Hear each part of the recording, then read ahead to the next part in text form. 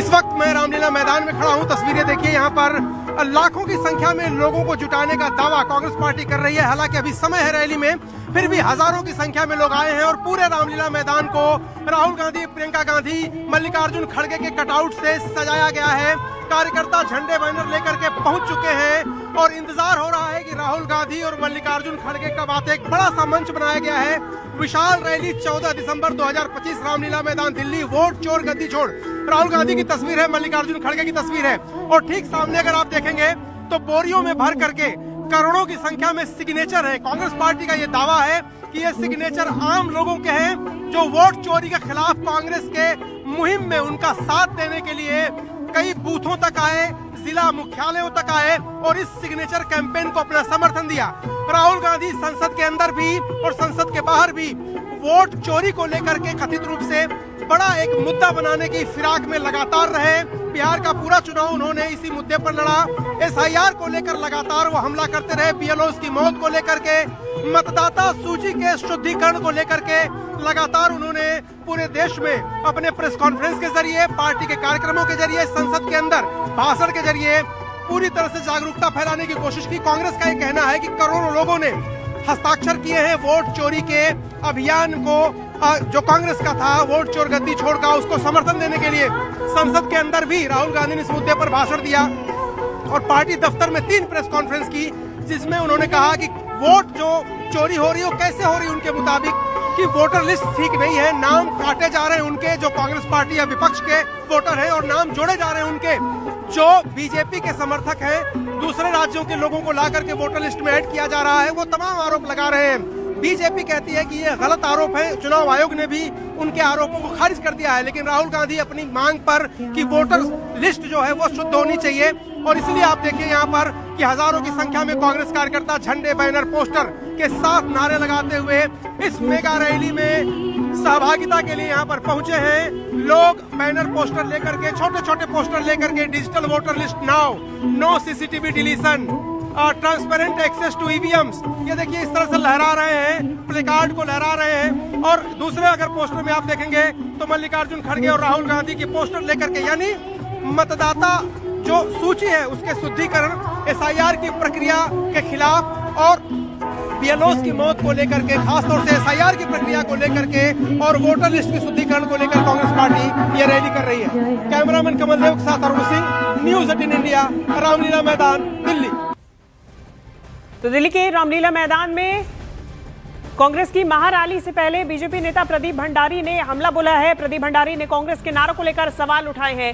प्रदीप भंडारी ने निशाना साधते हुए सोशल मीडिया प्लेटफॉर्म एक्स पर पोस्ट किया और लिखा है कि ये सियासी विवाद जो है वो खड़ा हो गया। गंभीर आरोप लगाते हुए कहा कि कांग्रेस राहुल गांधी के नेतृत्व में अलग दिशा में जा रही है।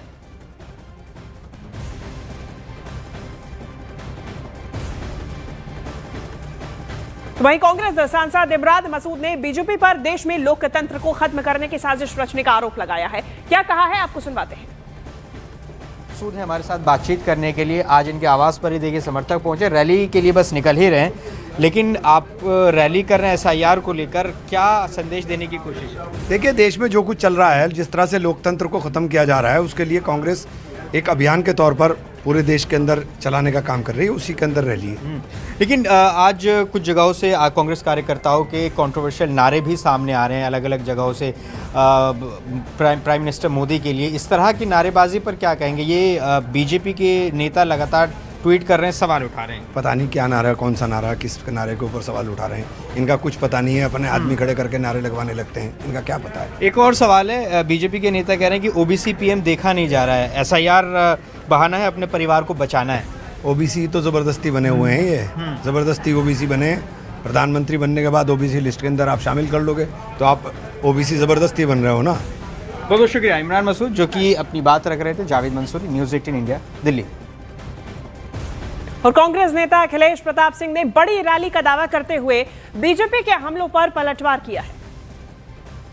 अखिलेश प्रताप सिंह जी, इस रैली का मकसद क्या है, मतलब क्या है? क्योंकि जो आपका विपक्ष है यानी बीजेपी, वो तो कह रही है एसआईआर का मुद्दा ही खत्म हो गया, राहुल गांधी जबरदस्ती ड्रैग कर रहे हैं। देखिए, लाखों लाख लोग आए इस रैली में, मैं 2 किलोमीटर दूर से देख रहा हूँ, सारे गेट बंद कर दिए गए, भीड़ इतनी ज्यादा है।